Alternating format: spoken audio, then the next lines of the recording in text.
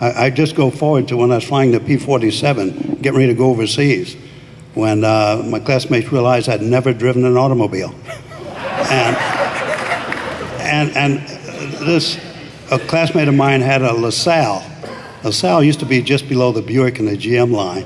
And this was a long LaSalle he had bought in New York, a used car. Behind the front seat, there was a bar built into the back of the front seat.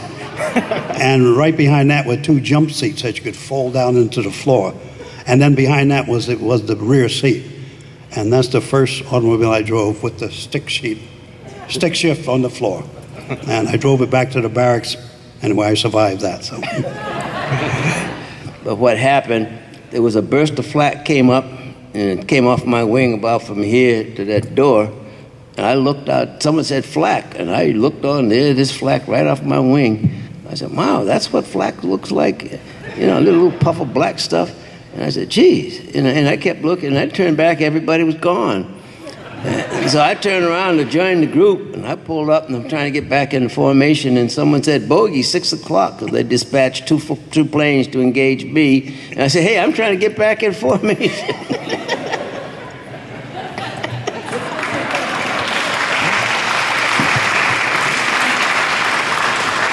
I believe that most of the people in here believe that the Tuskegee Airmen were just pilots.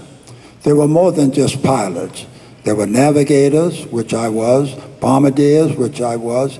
There were cooks, there were PT operators, there were doctors, nurses, lawyers, and most of all, the man who paid us our salary each month. And these were part of the Tuskegee experiment. I believe that every Tuskegee Airman pilot, there were roughly 5 or 6 persons that backed them up.